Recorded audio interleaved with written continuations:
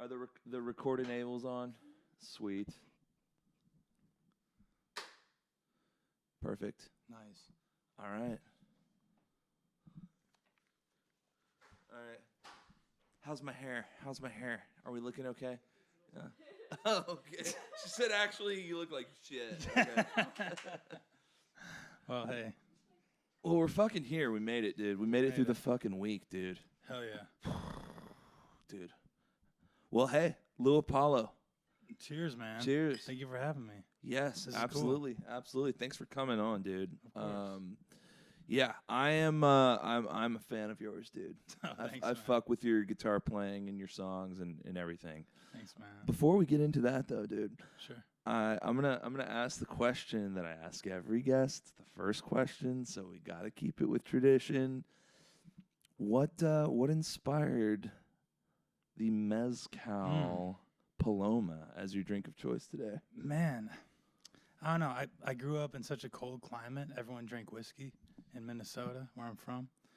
And I felt like it always like overheated your body. It's like a winter drink, you know? Then moving to Texas where it's 110 degrees every day, it's like, you know, you start drinking tequilas and you start, you know, a little more lighter, like clear liquors and stuff. And Absolutely. then I discovered mezcal. Well, my friend showed me mezcal. I never heard of it before. I'm like, dude, this shit is fire, you know? It's tequila, but it's got that smokiness. It's to tequila, but it's like someone threw a burning tire into it. You know what I mean? It's like Absolutely. rubbery. Yeah, You know? yeah. I've never heard it described that way, but that actually makes a lot of sense. I know what you mean. Have you ever had mezcal with worm salt? No. It's like a way they drink it in Oaxaca, Mexico. Oh, really? Which is and I had never had it before, but Nicole had taken a trip to Oaxaca and came back with some worm salt. We might have to do that. Do you have some left? Okay, we might have to take a shot with it. Salt made by worms or what? Worms. I don't know. So I don't know actually the details about how worm salt is made. Is it made from worms? It has worms in it. Well, Awesome, dude. It sounds okay. amazing. Holy shit. I would love to have some I just worm realized salts. we're not drinking mezcal though. Oh, yeah. That's right. We were gonna drink mezcal. we were gonna drink mezcal, and then we remembered that our sponsor, Dolce Vita Tequila, decided to come through. Is this Dolce Vita? Yeah. No, Campo Bravo. That's right. Which is a partner of Dolce Vita Tequila. I think I'm saying that right, but yeah. This tequila is hitting. It's got a bite to it, but we like it. It does. Yeah, We're doing it. We're doing it. Yeah. So I take it back. We're not drinking mezcal Palomas. We were about to. Maybe we'll have one later on. We'll have one later with worm salt. Yeah. There we go. We'll take a shot halfway through this podcast with a little worm salt. I think that's the plan. Nothing to satiate more than worm salt, you know? Absolutely. What are we talking about? Okay, so Lew, I want to talk about Fool's Gold. Yeah, man. Am I getting it right? You are. Fool's. So tell me, dude. This came out. Was it like a month or two ago? Yeah, August 2025. Yeah. Dude, it's fucking sick, man. Thanks, It's man. like I don't want to sound like, you know, hippie as shit when I say it, but like it's fucking vibey. It's Thank you, like man. a sexy vibey through the whole record. So it's just very easy to listen to, man. Thank you, man. And just groovy. So I dig it. I specifically messaged you. I was like, I don't normally do this, but there's two songs in there that were just like jumping out at me, and it was Feeling Okay and Addicted. Yeah. And now I'm getting a message. The last song on the record is Feeling Okay. Feeling Okay. Yeah. And that one stuck out because to me it was like the far, like, I guess just sonically it was way different. Right. And it sounded mixed differently than the yeah. whole rest of the record. Yeah. So I guess what kind of like made you go that direction on that Yeah. track? Yeah, that's a good question. It kind of like it's definitely the darkest track of the album. The whole record was kind of set up and sequenced in a way where it was kind of like a delve into my mind during the time of writing these songs and stuff. And so like Feeling Okay being the last track, I always loved when the last track of the album was always like a stripped back version of the rest of the rest of the project. And so Feeling Okay happened. I wrote it like within like 15 minutes one day, just super quick. It came super fast. Like, I don't know. Not like long me. time ago. Not like me, but no. Hey, they all come differently, you know what I mean? But no, that thing, yeah. And I played it for my my collaborator, Victor Gasper, who engineered the record and kind of co-produced the record as well, and helped me along. And he immediately said when I played him the voice memo, he's like, all right, that's got to be on the record, And I didn't really hear it at the time. And then we realized it was such a stripped down look into kind of my mind at the time through what I was going through. And we were like, let's just record on like one microphone live, just like the last day of doing the album. And so we decided to do that. He set up like an old vintage microphone, and I just recorded just sitting there playing on my guitar, and that's what you hear on the record. So awesome, dude. Yeah, it sounded to me, I was about to ask like exactly how that production happened on that song. Yeah. Or when you mentioned if it was a voice memo, I was like, was that the voice memo? Right, like on right. on the album? That would have been a good idea. Yeah. But but I mean basically if you just set up one mic, ultimately voice memo, one mic, Right. Yeah, to me it sounded like there was like an I would have guessed that it was guitar and vocals separated, and then like an over like a little bit of like an over compression on the vocals because it like kind of has a breakup in the vocals that I just really dug. No, yeah, man. Working with Vic, like he's really actually was hanging with him today in the studio, but he was so instrumental in helping like the sonics of the album come to life and everything. I demoed like all the songs on this album, myself and everything, and produced the whole album myself in the studio and everything. But so all the original demos sound very similar to the finished product.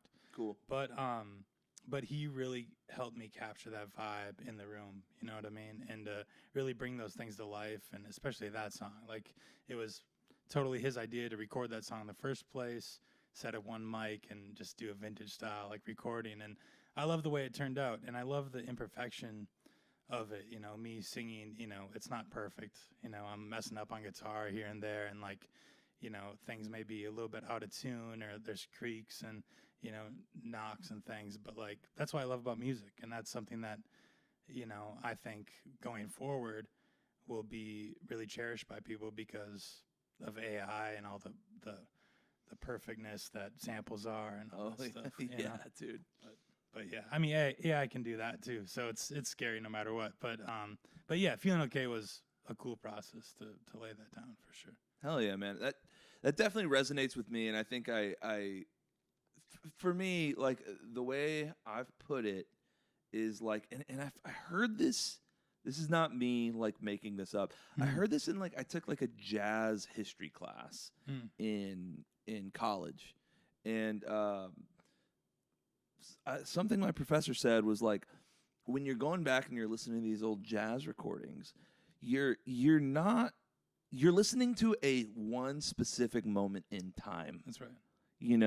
And that always stuck with me. Just like, I mean, like, shit, I'm, 34 now, and I'm still talking about that statement. Right. And I think it's kind of funny because I feel like when I've been in the recording process, working on albums with some of the bands I've been in, sometimes it's like we're in rehearsal, we're jamming or whatever, and I nail that guitar solo every time. And then like in the studio, like I'm trying to like play that thing, and it's not working. Yeah. And then maybe I'll just like improvise something because that wasn't working, and then that new improvised thing ends up being like, well, that's way fucking cooler. Right. That's right. And I was gonna ask you about that. I know on Addicted, there's like a little guitar part at the end, like a solo-y kind of part. I was gonna ask you, like, is that just a good day in the office where like you just kind of improvise that, or how? Because to me, it just seems like a very soulful, like you're just kind of spilling it out right there, right, versus planned.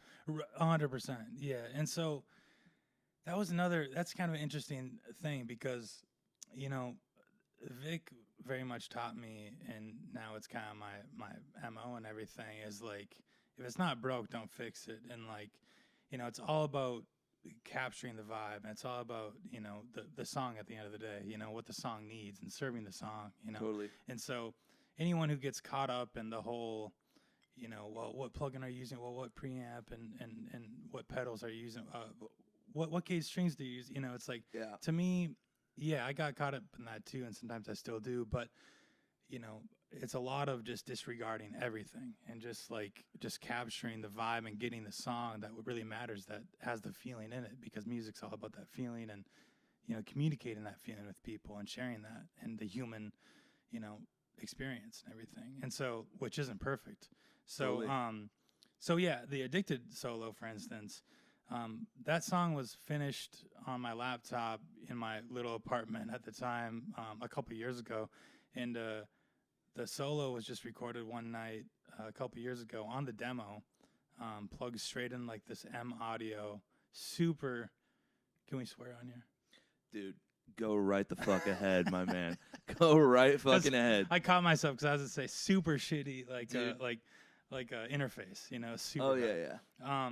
Yes. Let 'em fly, super brother.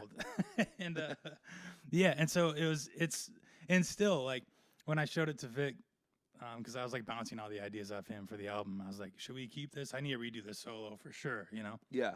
because I wanted to sound how I wanted to sound in the studio and playing a 335 or like something like, you know, way nicer, more Oh, yeah. expensive through a cool tube amp. He's like, no, man, that has so much vibe. Why would you change that? That has so much vibe. That fits Yeah. the song. And like, that was his most said expression. Like, it has so much vibe. And it became my motto. And I'm like, man, that's true. Like, if it's working and it has vibe, why would you try to inject your own perfectionism into it and change everything when it's already working, man? If you're already Totally. feeling it, why would you change that and, I don't know, miss out on the feeling? And so I'm like, yeah, man, that's a good point. I guess we'll keep it, you know? And he had to argue with me many times during the process of doing the full record, where it was like I was trying to fight things, and he was like, man, keep it or whatever. Same with the lead vocals on Addicted. They're all the demo vocals. And so that's the only track that has the demo vocals on it. But those were all done through a $100 microphone, like a Bluebird Oh, yeah. microphone. Or I have whatever. one of those. Yeah. Yeah. I think that was one of the first when I got into recording like 10 years ago. Yeah. Had a shitty M audio interface and a Bluebird mic, and that was Yeah. like one of the first mics I Yeah. owned. Yeah. So they're all done through that, and like I was like, man, we got to redo those. And of course, we added like some BGV or background vocals and, you know, all this other stuff to it. But and really came to life in the studio. But the bones of it were all just pretty much from the demo.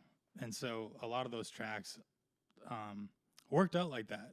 Yeah. That's not to say that obviously the demo parts are always better, of course. But if certain things have vibe and they're really translating to people who hear it for the first time, then like I'm always a proponent to say, like, you know, why are you changing it? You know? Yeah.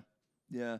That's, dude, man, I have to say, like, I 100% agree with what you're saying and that approach, and that having the nicest mics. And I was actually arguing, I would argue with Dominic, actually, where he would be like, no, dude, you know, you gotta have, if you're gonna go into a studio and do this and that and use these microphones and these preamps, it's gonna make all the difference. You can't make. And sometimes it does. Sometimes it does. Yeah. And look, on occasion.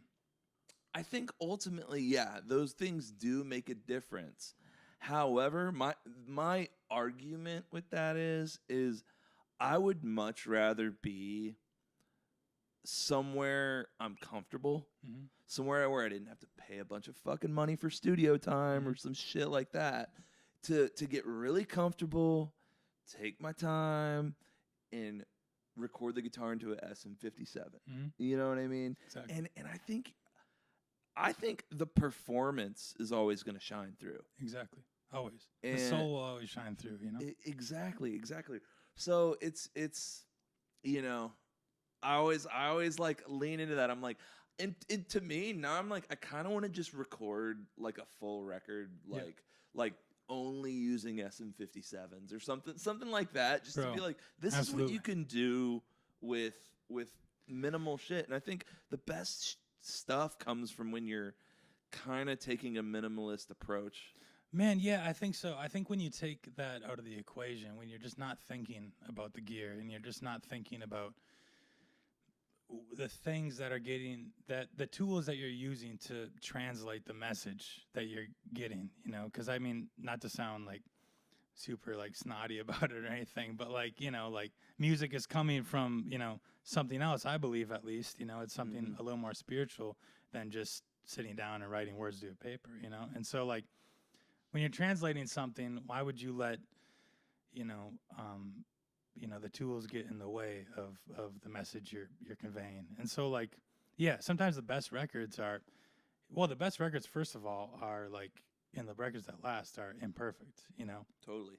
and like out of tune and not perfect. So like, I just try to use everything like based off utility, and with some of my stuff, and that's kind of the approach I'm starting to more so like, you know, develop and everything and try to stick to, is like not get bogged down by things. Of course, like, you know, Neumann mics will sound great, and so like, of course, if you're around that stuff, like absolutely like use it, and that might that might like help you with that with transmitting that sound or frequency or whatever.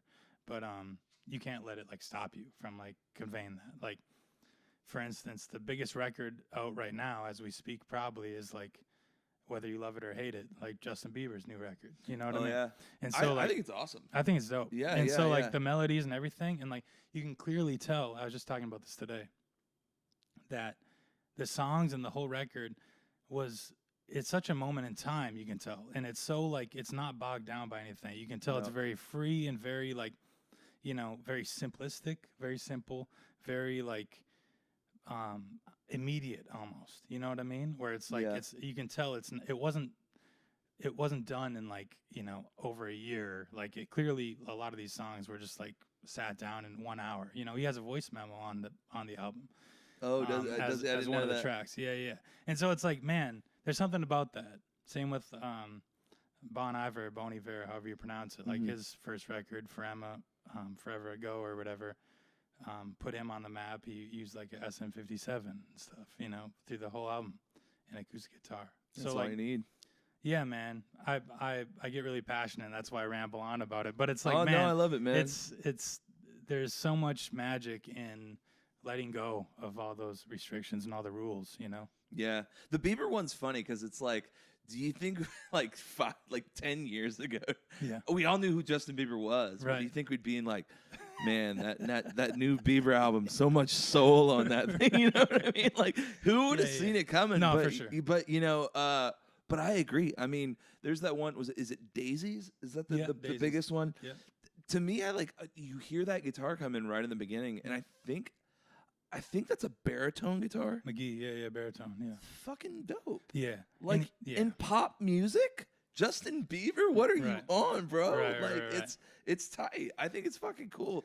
And it's live, and it's not what you think of when you think of pop music, but I think the general public is starting to like, I don't know, I could be wrong about this, but I feel like the general public is starting to come around to like not corny shit. If that makes sense. Right.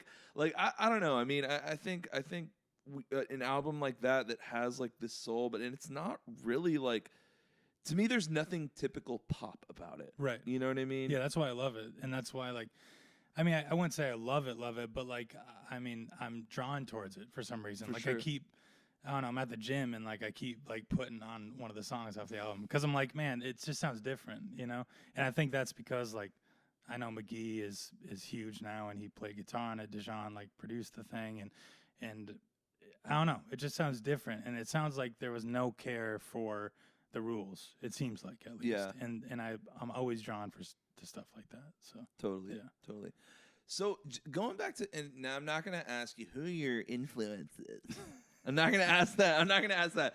But when I listen to specifically your guitar playing, I'm like, obviously this guy's fucking listened to Jimmy. Right. This guy's listened to fucking John Mayer. He's done his Stevie. He's done Yeah. you've got that bluesy shit Right. on lock. I don't even need to fucking ask you.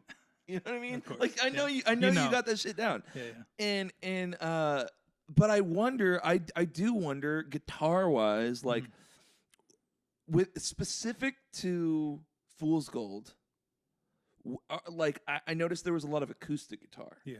So I guess what are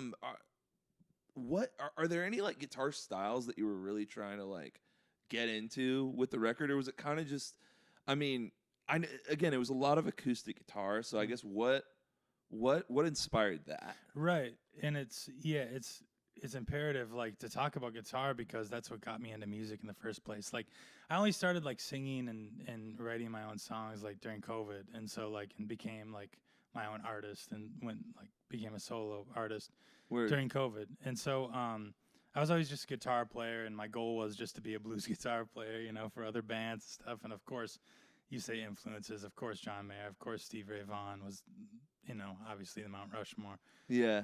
Jimmy, of course, and all those guys. But yeah, man, you know, I came to Austin and I started playing guitar a lot and you know, blues and everything, and I started meeting some other people like in the R&B world or the songwriting world and everything, and the folk world and things, and I was like, man, like there's a whole other side of this, you know what I mean? And like I've been so stuck in like one scene, in the blues scene and the live music scene, that I'm missing out on what music, not to say guitar playing isn't music, obviously it is, but like of what like music crafting is, you know what I mean? Yeah. And so like I don't know, I met one of my mentors, Black Odyssey, his artist name is, and he was huge in showing me like what it's like going into a studio and what his way was going to the studio, but it's what I learned. And then I started looking into production. I looked into, you know, R&B music, and I grew up on Prince and Michael Jackson, Aretha Franklin, all that stuff.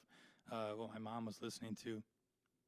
And yeah, man, I realized like man, like there's such a bigger world than blues guitar, you know? Totally. And so yeah, I started really diving into production and songwriting, and so this album kind of came to be just from the pursuit of like wanting to produce my own record and wanting to like find my own sound I was hearing in my head. So not to say guitar took a back seat, but I used guitar playing more as a vessel to explore like songwriting, you know, and trying to be in its purest form, I guess. That's not to say I still don't love like playing some Stevie licks here and there, but yeah. But yeah, I've definitely been on a wave of production and you know, just writing songs, I guess. So. Dude, it's funny, man. I really feel like everything you're saying, like I really do relate to, like on a core level. Just Cool, just man. as someone who's a guitar player, Right. and then you know thought I was gonna do that, and then Right. was like, no, actually, I want to write songs, and I want Right. and I want to produce. Right. Stuff. I mean, you know, yeah, that's. I mean, it's not to say that like. you're not passionate about the guitar. Well, 100%. Yeah, yeah. exactly. But like at the same time, I kind of also got like disillusioned by like I kind of got, I don't know, a little oversaturated by blues, you know, and everything. I was, you know, I mean, one of my I think I you know what I'm saying. I get it. Like my favorite artist like in the world is Albert King, and BB King and all those guys. Albert's probably the top for me. But like, man, I ingested so much of that, and I tried to play so much of that. You know what I mean? And like, and I played countless hours, and I rubbed shoulders with all these guys, specifically in Austin, who are gatekeeping, you know, the blues scene and everything, and you know, noses in the air, and I'm just like, man, I know all blues players aren't like that, but there's got to be something more to this music thing. And then that's why I met Black Odyssey, and he's showing me production and everything else, and he didn't know who half the guys I was talking about were. And so I'm like, oh man, that's wild. Like there's whole other sectors. To me, the whole music world is just, you know, everyone's trying to be Stevie Ray Vaughan at that time. And so yeah, that's when the doors open. I was like, oh man, I got to start branching out. So Totally. And I think when you do that, at least, because I had a similar route Yeah. where it was like blues guitar. I was like, I think a lot of people do. yeah, Especially in Austin. you get drawn to that. And then, but I did realize when I was younger as well, like I played in a band with some friends like in my early 20s where like all we did was want to learn, like we were just hardcore Red Hot Chili Pepper fans. Yeah.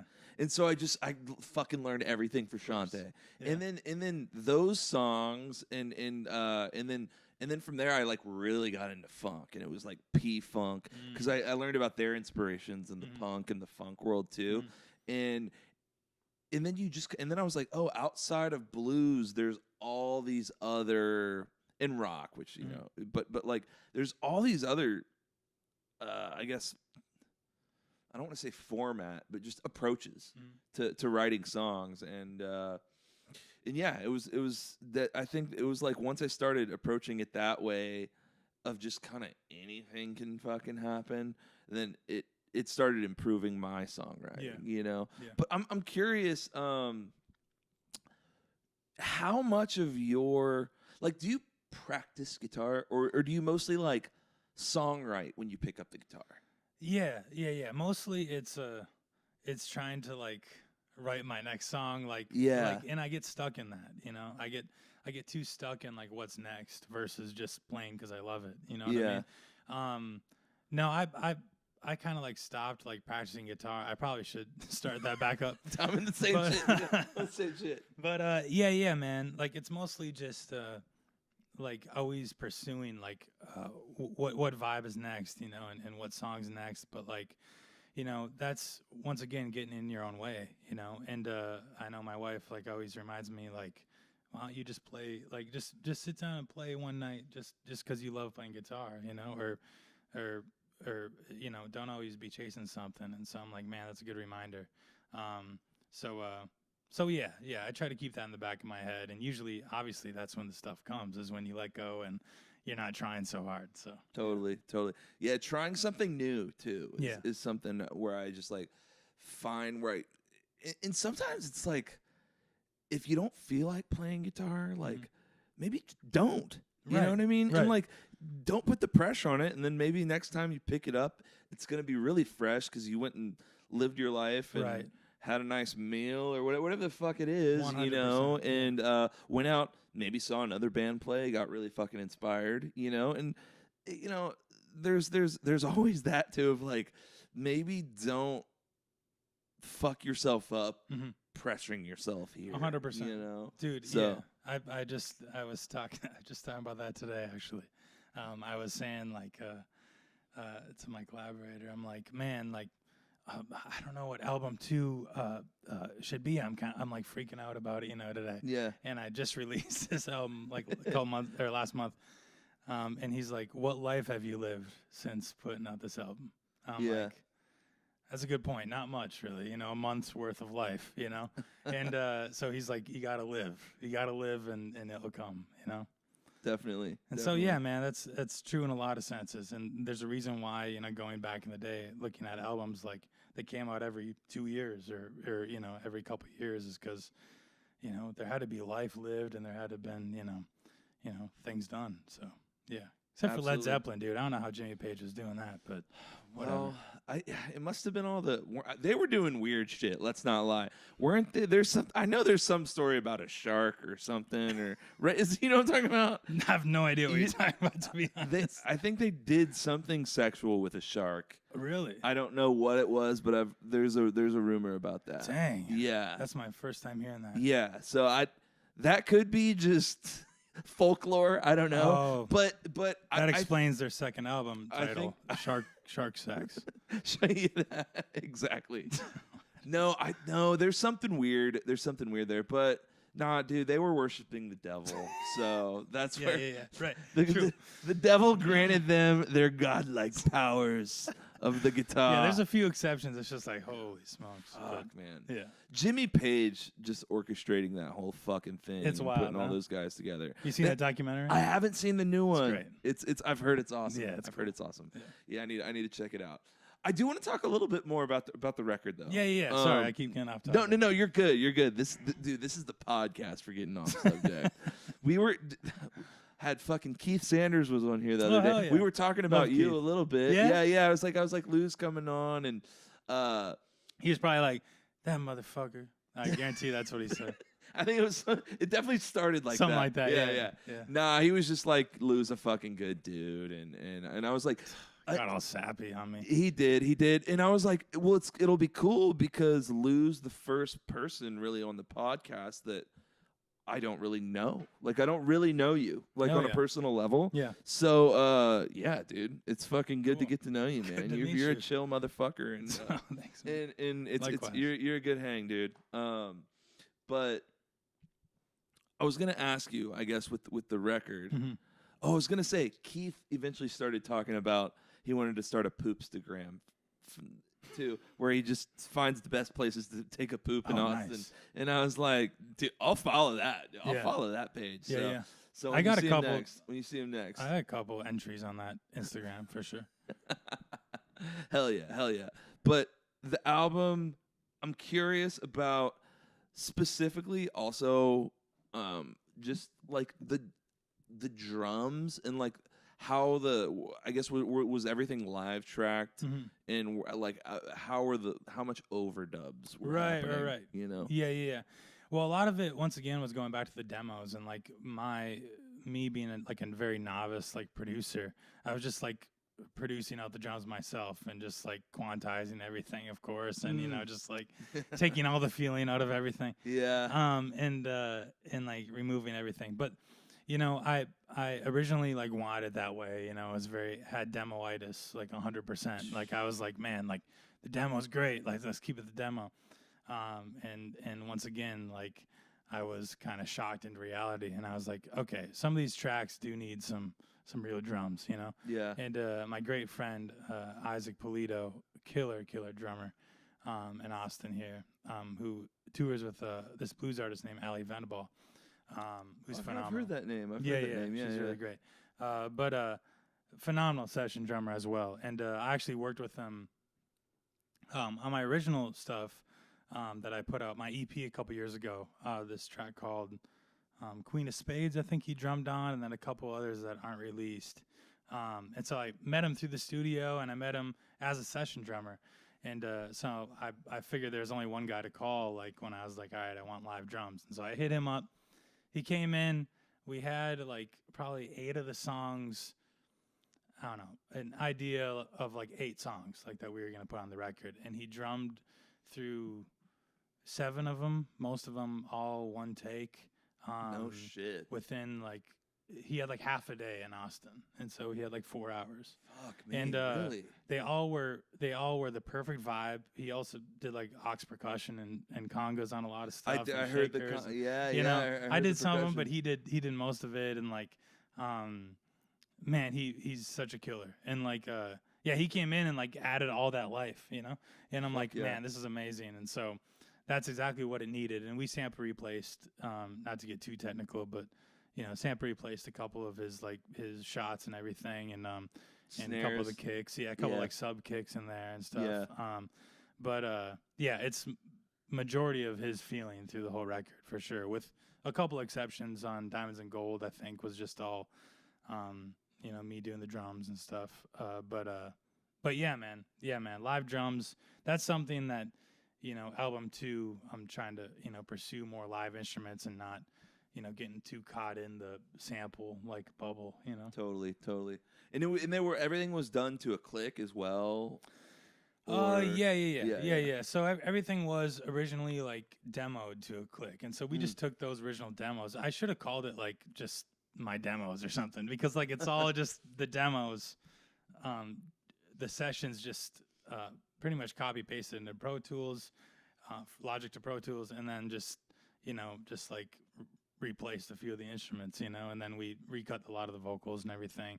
But that's kind of how like I originally produced it and stuff. Thank you. Hell yeah. Oh, we got the worm salt. All right. Oh, really? Yeah. Oh, let's go. There it is. No, but yeah, man. So like all of it was like captured. Like I originally captured everything, but then we just enhanced everything and made it more lively and stuff. So now, and when your friend Isaac came and laid down drums, were the whole songs like done at that point? Yeah.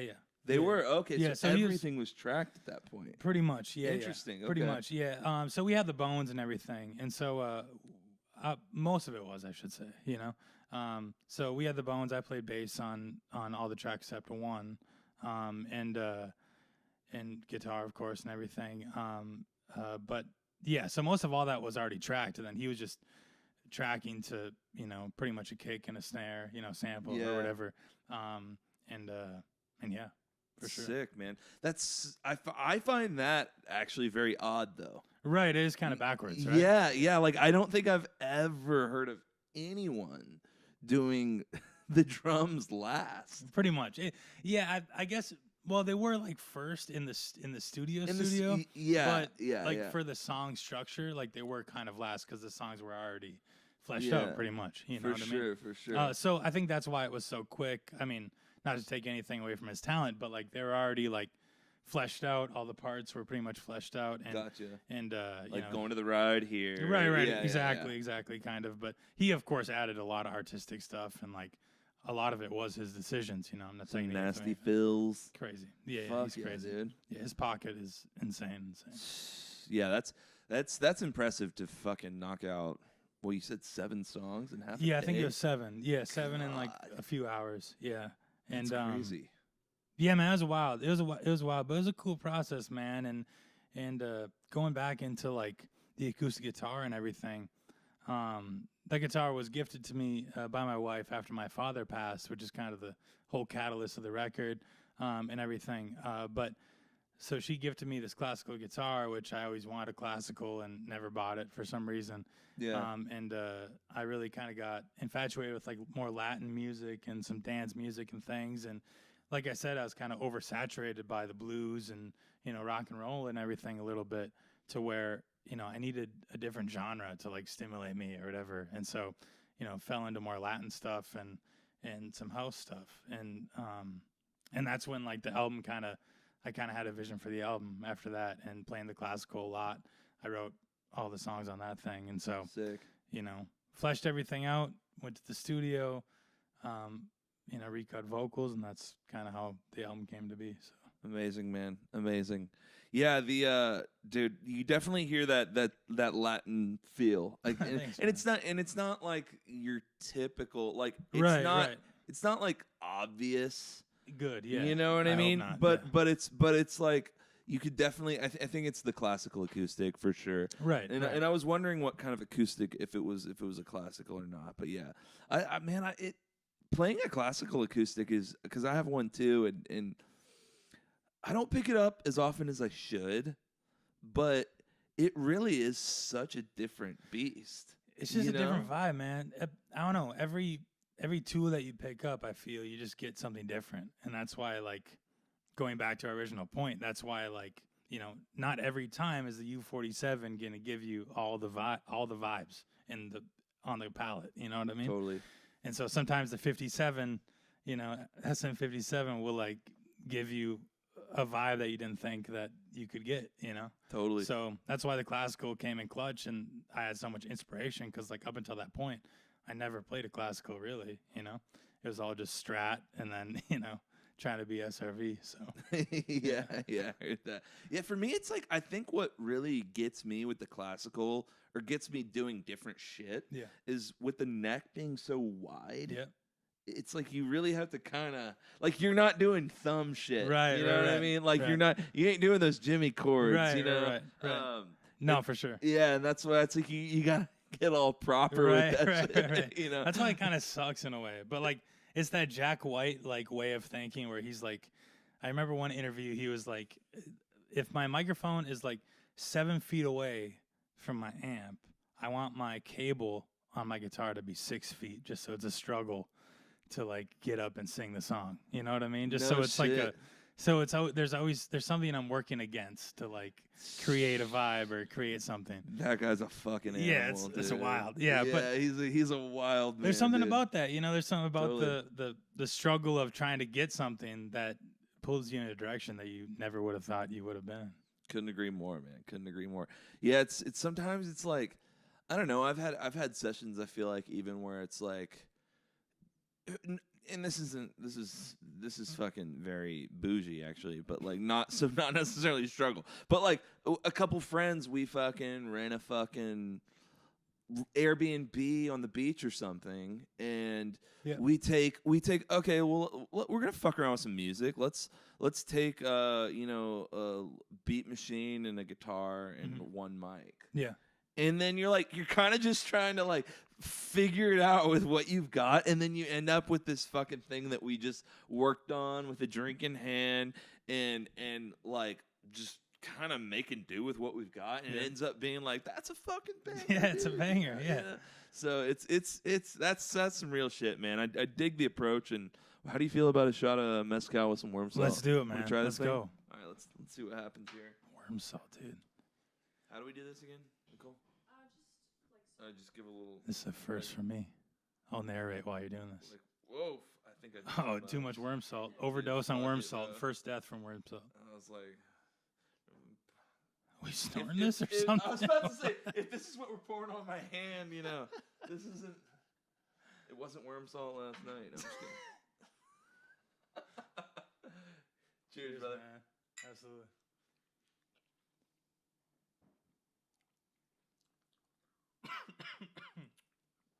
Wow. Woo. I got lots of worm salt on my hand now. I'm gonna take 2 seconds to just wash my hand real quick. Do it up, man. I'll keep the audience warm. Keep them juiced. Welcome to Whiskey and what the hell's the name of this podcast? Whiskey and what's the name of this podcast? Cocktails and Chords. Whiskey. Cocktails and Chords. Cocktails and Chords. Welcome to Cocktails and Chords by Rankin. I'm Lew Apollo. Thank you for having me. What an honor it's been. I'm gonna just sample that for every pod moving forward. That way we're already ready to go. Okay, hello, Mel. Hi. Okay, Mel. Licking my arm. It's okay. I know. She makes an appearance at least once every What a podcast. cutie. I think. Yeah, she's a crazy one. She's a sweetie though. This is awesome, man. What a vibe you got here. It's really been fun, and the feedback has been really good, and I feel like it's been cool bringing people in the music scene together. Just and I think everyone that's been on the podcast knows everyone like through a person or through one connection or another. Right. And for the ones that they don't know, it's like their friends or seeing me talk to this person, and they kind of look around. And I've had people already that are like, "Oh, we saw you did a podcast with so and so, and I looked at their shit's dope. Yeah. Like I'm into their shit now." And and then I'm also, and then just on a personal level, it's been a lot of fun because I've had friends on that have been friends for 5-10 years, and we get to talking, and I'm like, dude, I never knew that about you. Mm-hmm. Like, my buddy Rocky, who he plays drums in a band. Do you know Billy King and the Bad Bad Bad? Yeah. He plays with them, and badass drummer, and it's always very much like a. In passing, we hang, Right. We've hung out here, we've hung out there, we've been to a bunch of parties together, this and that. Yeah. And we've definitely had our chats, but it's all mostly service level kind of when you're out, at least. Yeah, exactly. Yeah. He comes on the pod and he's telling me like, he moved to the U.S., moved to New York from Pakistan when he was 18, and then he like told me the story how he met his band there, and then the band moved to Austin, and it was just like this fascinating story that I'm like, how did I not know this, dude? And that's been one of the most rewarding things about the podcast. Yeah, like I don't care who sees it. Yeah, you know what I mean. Like it's great when people tune in and people are laughing when some funny shit happens. When we make our clips and stuff. Right. But but ultimately, yeah, it's been the best part about it has been just like learning more about my friends and then making friends and that's been by far the best part. Yeah, man, that's cool. And I've always said like the Austin community is like actually like it seems big from the outside, but like once you're in it, it's like very tight knit. It's very like everyone knows each other. And Very stuff, tight knit, and very. I don't know. That always kind of shocked me. I'm from a very very small town originally, and so like of 500 people, and so like coming to Austin like was a shock. But then knowing like everyone is like brothers and sisters in this community, it's wild.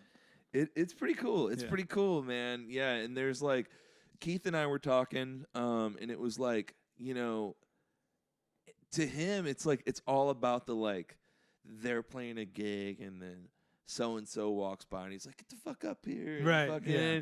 That's how it someone always comes is, in, yeah. shreds on guitar, and then or whoever just pops up on stage and hops on. I've hopped up. He's literally just been like, I think he was one time where he's just like, Rankin, my hands are tired. Come play guitar. Yeah, you know. And I was like, all right, I'll come. Yeah.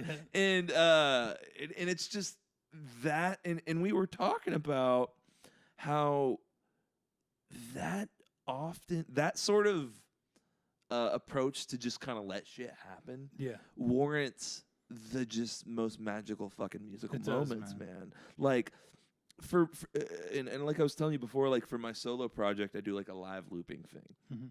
There's tons of like improv. I make up songs like that's awesome. That's like most of the fucking thing. Yeah, and it's crazy because when the shows where it's like maybe it's a coffee shop and this person's fucking on their laptop fucking studying with headphones on and I'm like, okay, well, here we go. Like, I'm going to try to do this. Yeah. Versus, like, shows where there's people, like, getting down and someone's like, give me the mic. I want to freestyle. And I'm like, I hand it over. That's the shit that I'm like, oh, man, that's when the vibes are just fucking going. Yeah. And I've just really been trying to, like, lean into that. And it's tough because it's not always there. You want to be well rehearsed. You want to be tight with your shit. Mm-hmm. But when you have the ability, and funny enough, Harry Styles actually said this in some interview. Come on. That really stuck with me. He said, I love Harry, to be honest. Oh my god, dude, fucking grooves. I know, dude. I hate all who you're supposed to like and who you're not supposed to like. He's like, dude, I'm not gonna lie, like Harry Styles the shit. Like, he's the shit. I've Late always night fucked with talking, him. dude. Fuck me. That song is a fucking. He covered Sledgehammer on Howard Stern one time. Good. I was like, dude, that's fire. So good, I think that's what turned me into a fan. I'm like, all right, dude. He's nasty, and his band is nasty. Yeah, with they are. it. That you know that song "Music for a Sushi Restaurant." Yes, yeah. God, fucking what a bass line. Yeah, that's that. But this is what he said. He was like to him, being a great musician, and to produce something that is going to be like truly like a beautiful thing, it's like a wave. He was like, and it's like surfing, and it's you might go out all day and you're not, none of these waves are going to be the right wave. You know what I mean? But do you want to have the ability to ride that wave all the way through when you get the perfect wave? Right. And and like that was like with the idea of the song, like can you take the song where it needs to go when the idea hits? Right. And that shit stuck with me too. I was like, holy shit. That's going back to the original point. It's like, man, that's what it's all about. It's like following that idea, following that inspiration, and you can't let anything hold you back. You can't. And so, like, when things are popping up, it's like, well, what's your choice? It's like, whatever's quickest, that. You know what I mean? And so it's like, that's how you're going to translate that message, because it's very fleeting. You know what I mean? It's like, in the studio, if you're at, whatever, like, Electric Lady or Sonic Ranch out in El Paso, like, you're at these studios and, like, you're in the biggest studio in the world, and, like, it takes 10 minutes to go set up, a mic on a guitar amp. Sometimes that's too much time, sometimes that's like you know, in that 10 minutes, you're thinking about other stuff and all these million thoughts race through your head of different ideas, and you don't capture that initial impact, you know? And sometimes that's when, you know, that's when you go wrong. And sometimes you need that breathing room, but absolutely. Yeah, absolutely. And like, that's what all the greats say, you know what I mean? And like, there's got to be something to it if they're all saying it. You know, I think there's gotta be, and you know, I know I haven't fucking figured it out yet. So when you figure it out, let me know. Yeah, Well, see, I will say this fucking album. It sounds like you figured some shit out, man. Oh, 'cause thank you, fucking man. fucking Thank you, banger, man. dude. Shit, I had a thought and I lost it. No, that's right. Yeah, yeah. I had a thought, just like Just like what we're talking about, right? Just like we were talking about. I know, a different wave came. Yeah, yeah, absolutely. A different wave Absolutely. came. Well, shit. What do you want to play a song? You want to jam a little Sure, bit? let's jam a little Should we bit. should we see Yeah. what happens? Why not? All right, cool. Come on. Well, hey, Lou, we'll start the music portion here, but Lou, man, it's been a fucking pleasure. Thank you for having me, man. man. This is Here, cool. cheers Thank you again, for the dude. worm salt. Absolutely, man. Cheers, man. Thank you, dude. Thank you all.